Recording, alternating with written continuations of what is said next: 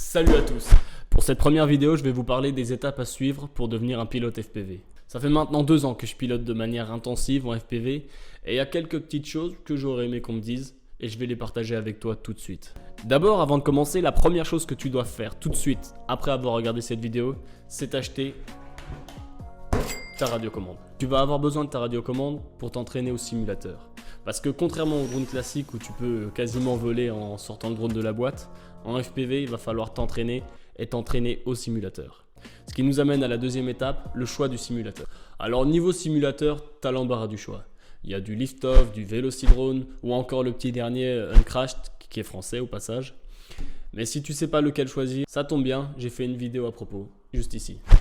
Donc maintenant que tu as ta radiocommande et ton simulateur, tu vas pouvoir te mettre à l'entraînement. Tu vas apprendre à faire décoller ton drone, à voler de manière stabilisée et ensuite à éviter les obstacles.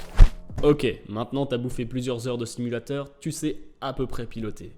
Donc tu veux sortir dehors, piloter pour de vrai. Ce qu'il va falloir que tu fasses d'abord, c'est acheter un quad, acheter des hélices, des batteries, un chargeur pour les batteries, une GoPro si tu veux filmer tes exploits, des lunettes, tu vas devoir choisir entre analogique et digital, et encore bien des choses que j'oublie sans doute. Donc ça y est, t'es sur le spot, prêt à faire ton premier vol, et à manger ton premier arbre. Parce que ouais, tout le monde crache au début, tout le monde crache. Et donc quand tu vas rentrer chez toi avec ton drone à 400 balles en 1000 morceaux, il va falloir que tu apprennes autre chose. Souder c'est super important quand tu apprends le FPV. À moins d'être pété de thunes, tu vas devoir réparer tes drones par toi-même, et ça implique de savoir souder, et mettre la main au portefeuille pour acheter les pièces cassées. Comme tu vas cracher souvent, tu vas devoir apprendre à réparer souvent. Tu peux tout de suite acheter un fer à souder et de l'étain. C'est la base dans la réparation de FPV, hormis les achats que tu vas faire pour remplacer ta FC, ton ESC ou que sais-je encore. Et tout ça, ça nous amène à la deuxième partie de la vidéo qui est l'argent.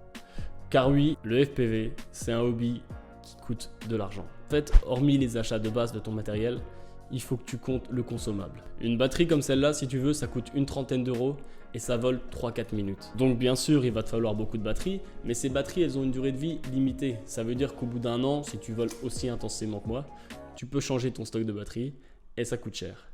En plus, à chaque fois que tu crashes, tu risques de tout péter, ta GoPro et ton drone, ou voire de le perdre, et à chaque fois, c'est de l'argent. En fait, en FPV, tu as 1 millier de bonnes raisons de cracher. Une mauvaise connexion vidéo ou une mauvaise connexion au niveau de la radio, ce qu'on appelle le fameux RX loss, et qui peut survenir à des moments où tu t'y attends vraiment pas. Et donc il va falloir que tu passes du temps à connaître ton matériel, à le paramétrer, parce que j'ai pas encore parlé, mais il y a aussi les logiciels de paramétrage comme Betaflight. Et donc tout ça, c'est énormément de temps, ce qui nous amène au troisième point, la passion. En fait, le FPV, c'est un hobby de passionné, parce que ça demande beaucoup de temps, beaucoup d'argent, et si t'as pas la déterre, tu vas juste t'arrêter en cours de route. Donc si tu te sens prêt à tenter l'aventure, commence par t'acheter une radiocommande et bouffe des tutos sur YouTube. C'était tout pour moi, ciao.